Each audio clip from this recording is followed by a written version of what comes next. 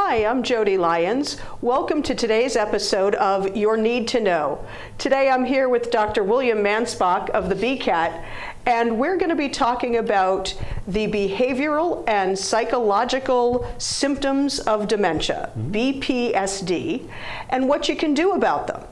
We're also going to talk about pharmacological, briefly, and non-pharmacological ways of dealing with these issues. Dr. Mansbach, glad as always to have you here. Nice to be back, Jodi. And I'm looking forward to our conversation today. Basically, in my mind, when I hear the term behaviors in dementia, I think about my clients who take off their clothes in the middle of the living room, throw plates of food, hit their caregivers, and things like that. Mm-hmm. Is that kind of what we're talking about? Sure. So when we think about the BPSDs, right, the behavioral and psychological symptoms of dementia, we're really talking about those symptoms that are very common, but that occur outside or at the same time as the more often recognized symptoms, which are usually cognitive, things like memory disorders or attentional difficulties and things of that sort. So yes. Okay, and I have heard that there are 3 different types of behaviors, or 3 buckets. Can you tell me a little about those? We can think about this in different ways, but if you want to use your bucket metaphor, you can put these kinds of symptoms into 3 different buckets. So one is behavioral, and I'll talk about that in just a moment.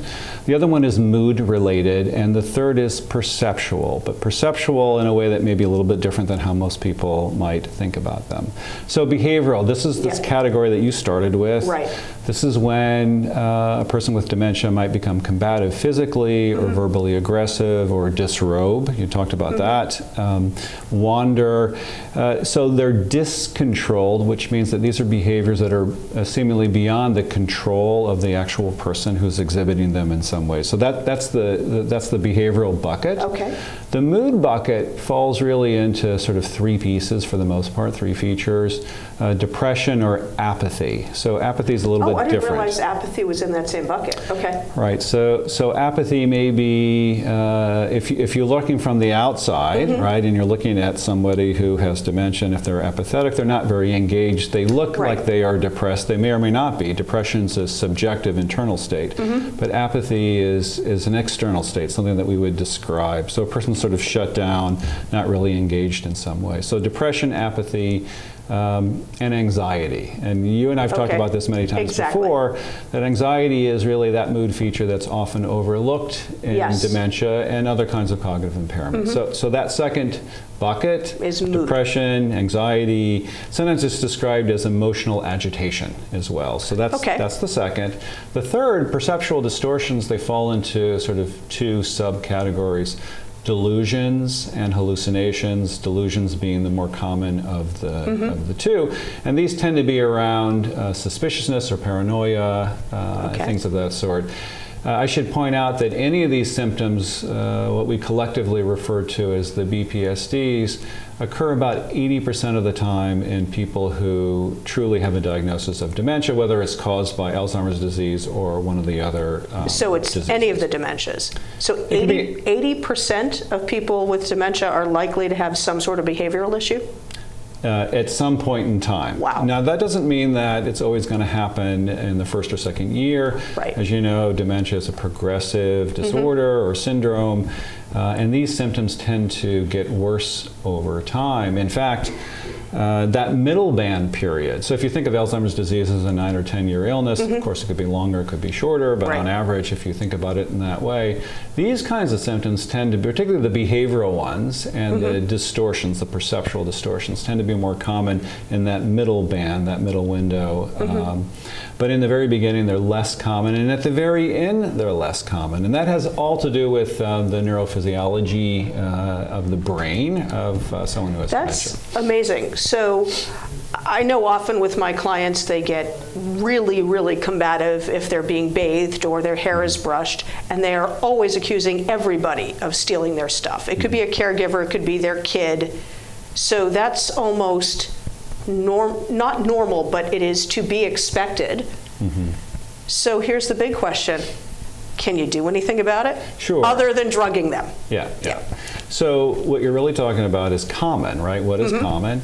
You're also illustrating how these are separate buckets, but they're actually, they co-present, right? They co-occur. Sure, they'll accuse you of stealing their stuff as they're hitting you. Yes. Right, so you have two of the three right there. So, traditionally we've tried to approach this by prescribing medications. Perhaps the one that we just prescribe the most are the antipsychotics, either the traditional neuroleptics or the second generation antipsychotics. But as you know very well from both the policy and as a caregiver professional, how this works, is that there's a tremendous movement, a strong movement away from always thinking about medications first to try non-pharmacologic or non-medication interventions, particularly for those behavioral problems that first being combative, verbal aggression, and those similar kinds of symptoms. So what can we do? It's kind of a leading question because I know you have tools which I use to help alleviate some of these behaviors. What's the first step? If we were to really sit down with professionals or family caregivers and say, okay, let's figure out what the problem is and what we can do about it. How do you even know what you're looking at? Okay, very fair question, very hard question. Yeah. Let's sort of take it in. If it were easy, we wouldn't need you to answer it, right? Our program is called the 3D Behavioral Management Program. And the idea here is, how can we use fewer medications? Doesn't mean the medications are bad, but it's always better to use less. Right. But if we're going to subtract medications or simply not use them that much, we have to put forward a model, a non-pharmacologic model that is evidence-based. Right. So what I'd like to describe then is a way of approaching these behavioral problems that's evidence-based, so there's science behind it, very important. That's person-centered or resident-centered. So this is more than a term. It's really trying to understand the individual as an individual. And intervention should then also be individualized in some ways. Right. So to do that, we talk about the 3 Ds, right? Yes. So we talk about define, decode, and deliver. The idea being that if you are a caregiver, whether you're at home with a loved one or you're working in a professional setting, residential setting like a nursing home or assisted living or a continuing care retired community or whatever, wherever you happen to be, that there's an approach, a model that you can do. You don't have to be a doctor, you don't have to be a nurse, you don't have to be a social worker. These are basic behavioral management techniques. Some of them involve what we call the grade 8 communication tips. Right, right. But these 3 Ds that we'll talk about today, anyone can do. And the idea behind them is to lower or limit these expressions of the BPSTs, particularly the behavioral ones. And before we define the 3, Jodi, we should first probably describe, well, why does a person become behaviorally discontrolled in the first place? Exactly. So I've heard that it's a means of communication, that they might be too hot or too cold or overstimulated, understimulated, all sorts of things like that. How on earth do you even start figuring out what's causing that issue? Well, you ask a lot of questions. Yes, I do. Not just you, but anyone, right? So you can't always ask a person who has dementia. Right. Many of my clients really can't answer it. Right. So you are right that behavior is a form of communication. If a person has dementia, they have reduced language skills. Perhaps they have difficulty with expressive language or receptive language and so forth. So if a person becomes combative, it may indeed be because they are cold or they are thirsty or they are hungry or they are frightened or whatever the case may be. So the obligation really for the caregiver is to decode it, to figure it out. Right, right. And then try to respond to it in a certain way. So when a person is language impaired, you can just imagine if you're plunked down in a country where they speak a language that you have no comprehension of, no facility in being able to use, how difficult it is. Exactly. Same thing here, I think. So the complicating factor is that if you have dementia, your ability to absorb sort of your buffer, stimulation around you and inside you is reduced. So it's easier to become agitated in the first place. And then it's secondarily, sort of the second phase, sort of the second boost is that not only are you more easily agitated, it's harder to communicate your wants and needs. So this is sort of an algebraic, expression of why it's really, very difficult to do these things. So, yes, it is communication. Yes, a person with dementia is more easily discontrolled, more easily agitated or over or understimulated in some ways. We have to break it down. And defining the problem, that first D, is so important because if we define the wrong problem, right? Exactly, then we have the wrong... How are we going to solve it? Well, exactly. And I have found my challenge is when I hear the words always and never. Mrs. Smith always screams all night and never sleeps. Well, we know that at some point she has to have slept. And I don't know whether it's a matter of somebody making a spreadsheet, charting different shifts, talking to each other, different caregivers at home talking to each other. So what's the first thing? Gathering data? How would you do that? So I would say the first step is to have a very good sort of picture of the person's cognitive capacities. That's the first step because you want to know, gee, to some extent maybe we can talk about it. We have to know when the environment has to be the agent of change, the locus as opposed of to change, the person. as opposed to the person. Okay. So you would start with a BCAT test, for example, and identify, well, where are they in the cognitive continuum? Do they even have dementia? And if so, is it mild? Is it moderate? Is it severe? And one of the things that the BCAT will do for you is it will give you those three specific cognitive domains that are so important for this: attention, memory, the executive functions. So you start with that. So first is figuring out if the person really can even communicate verbally with you. Sure. And where they are on the spectrum to see whether or not the behavior is almost expected or not. And then deal with it? Right. So how often have you been working with a client and you're working with a caregiver and the caregiver says,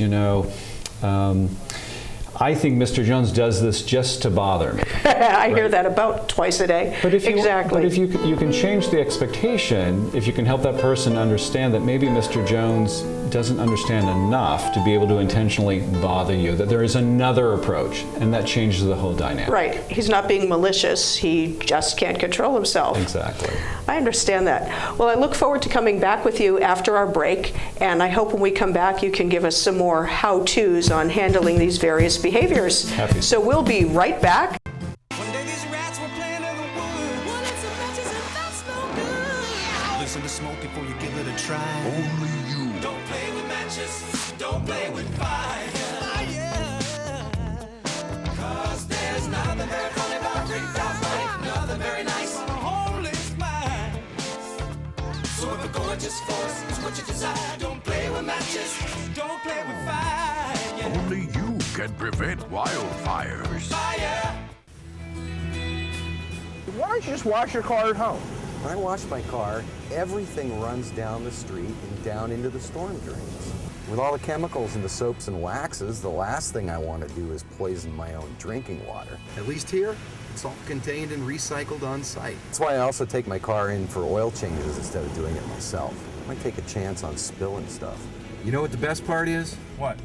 More time to kick back and watch the game.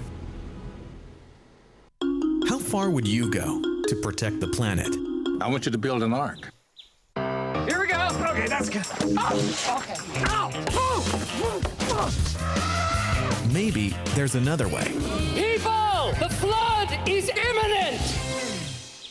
Is it too much to ask for a little precipitation? Go to fightglobalwarming.com to find out what you and your community can do to reduce global warming pollution.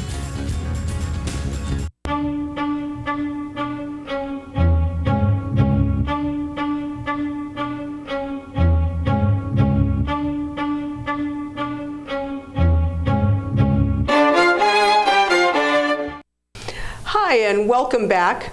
I'm here again with Dr. William Mansbach of the BCAT, and today we've been talking about the behavioral and psychological symptoms of dementia. And when we left, we were talking about defining the problem and how do we really know whether the person with dementia can verbally communicate with us or whether those behaviors are communication. So we were on the 3Ds. We started with define. Right. Do you have more to say about define, or shall we move to the second D? What I would say about define is that there are three basic questions we have to answer to really define the problem. Okay. What is the key problem? When does it occur? Where does it occur? After all, we're trying to define the problem in behavioral terms because as we're going to learn, we're going to try to substitute different behaviors to have a different outcome in some ways. Okay. So for example, if Mary is combative, right? Right. With a caregiver in the bathroom, we can say that the problem seems to be being combative. Right. Seems to and that takes care of the what. The where is in the bathroom, right? Okay. And the when, let's say, is with Mary in the morning, right? Okay, so when she's getting up in the morning and you try to take her to the toilet, Sure. she hits the aid. Right. Okay. If we don't define That's those pretty three common. things, then we have a problem, as you were alluding to Yeah. before. You know, Mary's combative all the time, or we have to make it Right. small, and we have to change one thing at a time. And it's funny because I think to the caregivers, it does seem like all the time. It's every single time I try to take her to the bathroom, she tries to hit me. So what you're saying is clearly define it in the actual incident, not blowing it out of proportion, even though it's hard not to do that. Exactly. Well, this is why my friend and colleague Peter Raymond wrote the book, The 36-Hour Day. Right. It feels like. Exactly. Right? It's all the time. Sure. Exactly. Okay, so let's say we've defined the problem. We know it's mornings, it involves toileting or showering, and we know that the behavior is going to hit or be combative. Okay, so we defined the problem. What do we do next? Do you like movies? Yes. Okay, so think about how movies used to be made, right? They were sort of a series of what? Clips? Clips, right, stages, right? So in a sense, we're looking at behavioral clips or a sequence in some ways. So what Okay. we really need to do is we need to decode. So we talked about define. Okay. The second D is decode. We have to talk about this, sort of define this in actual behavioral stages. So, Okay. so let me give you an example. Let's suppose that the problem is Mary becomes combative in the morning with her caregiver, right? In the bathroom. Right. Well, there's a whole sequence of behaviors before that even occurs. Right, how did she get to the bathroom? Exactly. Right. Exactly. Right. So really, you would say, well, Dr. Mansbach, the problem is that Mary becomes combative, right? It's the behavior of being physically aggressive. And I Sure. would say, well, sure, that's the outcome, so that is the problem. But where did the problem actually begin? Actually, there was a tipping point that took place before all the behavioral discontrol occurred. So the combativeness is actually the result, not the problem itself. Exactly. Okay, so you're backing it up to some initial step. So let me reference a training film that we Okay. have. Okay, so this is really for caregivers who are trying to figure out how do we reduce or eliminate a problem like this. So in this particular video, it shows a 78-year-old woman who is in her bed in the morning, and the caregiver comes into the room and wakes, we'll call her Mrs. Smith, that's not her real name, Okay. but for this conversation, Mrs. Smith, so that she can get Mrs. Smith ready for the day, Okay. and that involves hygiene, going to the bathroom, Sure. and that sort of thing. So far, that sounds entirely reasonable. Right. Okay. So what happens invariably is that Mrs. Smith becomes combative, usually in the bathroom at some, Okay. and sometimes even on the way into the bathroom. So the caregiver says that's where the problem is. So if we back up in some ways, right, and we look at the whole sequence, and we break it into these frames, like a movie in some ways. So the caregiver walks into the room, Right. approaches Mrs. Smith, who is in bed, and if we stop it right there and say, okay, now where do you see a tipping point? What happens in this instructional frame is that the caregiver goes all the way up to the bed, everything's fine so far, And then as she leans over and starts to talk to Mrs. Smith's eyes widen, and you can see right then that there's a tipping point. Something happened right there. So she may have been afraid, she may have been startled, she may not have wanted to get out of bed. Now remember, Mrs. Smith has, in this case, she has dementia, she has advanced dementia. Every morning is a new day. Right, and so this is a person she didn't recognize, probably. Right, so the person walks up and says, Mrs. Smith, it's time for me to get you up this morning and get you into the bathroom. What is that going to sound like to Mrs. Smith? A stranger coming up, threatening her. Exactly. I would think she'd be scared. So if you stopped the behavioral sequence right there and you said to the caregiver, okay, so what could we instead substitute that's going to change the dynamic in some ways? It's sort of like this. Here's an analogy. You get up in the morning, you take a shower. If the shower is too cold, what do? Adjust the temperature. Exactly. If it's too hot, what do? Adjust the temperature. It's the same idea here, but you have to know when this tipping point actually occurred. In the training video then, what happens is that the caregiver does this again, only this time she stops before she gets to the bed. She identifies who she is. She reorients the person. She makes a reference to a picture that's actually on the bedside of next to Mrs. Smith. It happens to be her husband. So before they even start going down the road of caregiving, there's already a connection that's made in some ways. So it's not just doing stuff to a person who may not recognize you, it's easing them into it. Right, exactly so. That makes a lot of sense. And I think it's also part of knowing who your client is or who your patient is. I remember years ago, a few of us were totally horrified to find out why the Holocaust survivors wouldn't go into the shower.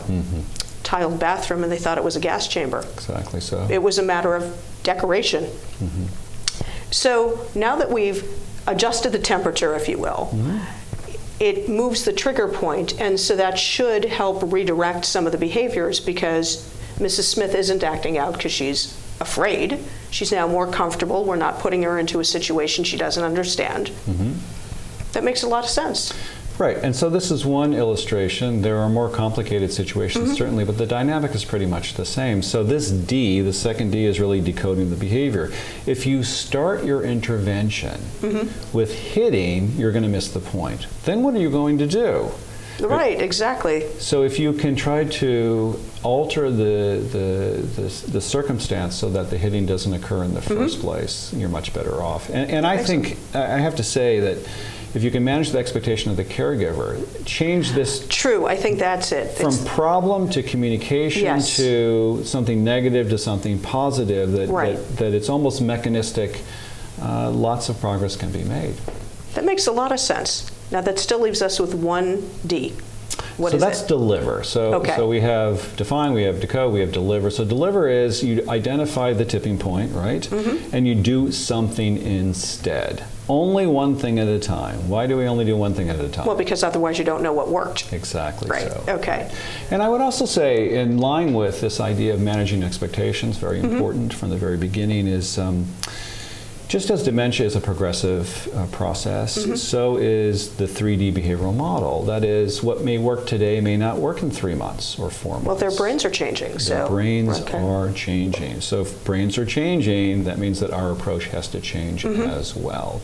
This doesn't mean that we were never going to give medications, but it may mean that we can give less medication. And maybe when we give the medication may be very different because we now have another tool.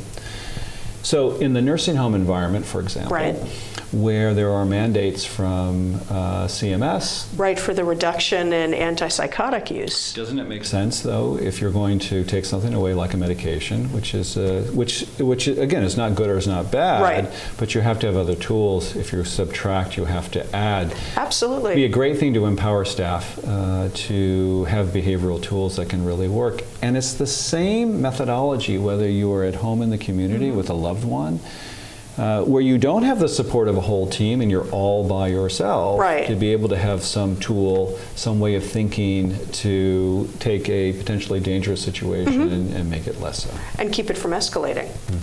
And am I correct that this is for behaviors consistent with dementia? If something were to be a drastic change, like a person never did this before and now suddenly starts hitting, that you do have to start looking for delirium and things like that? Right, so change in mental status, I think is the term we still use after all these years, but what does that really mean? It means that this is not normal for my husband, my wife, the person I'm taking care of, so it must mean something else. It is the case that individuals who have dementia are more vulnerable, they're more likely to have conditions of delirium. Delirium simply being defined as an other medical condition, which could be life-threatening. Keep this in mind. As you manage, you know this, you manage so many older adults and help their families cope with challenging situations.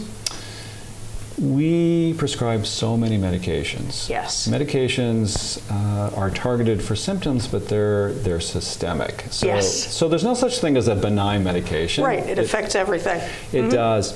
You know, there's some interesting research that's coming out that's looking at causes of death in America. So it turns out that medical errors are probably in the top 3 Yes, I did see that. now. I did see that. And the more medication, the more chance of error. So think about it this way. If you have dementia, you have behavioral problems, and you're given yet another medication, right? It could be the right thing, but if you have a substitute that may work better or at least as well, that could be a better situation. You're now not only improving the life status and well-being of an older adult, you're reducing the risk of an unnecessary hospitalization. Right.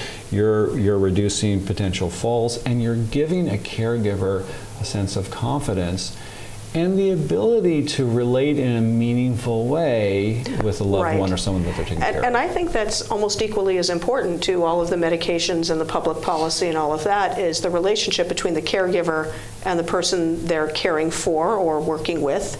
I think the new politically correct term is carer.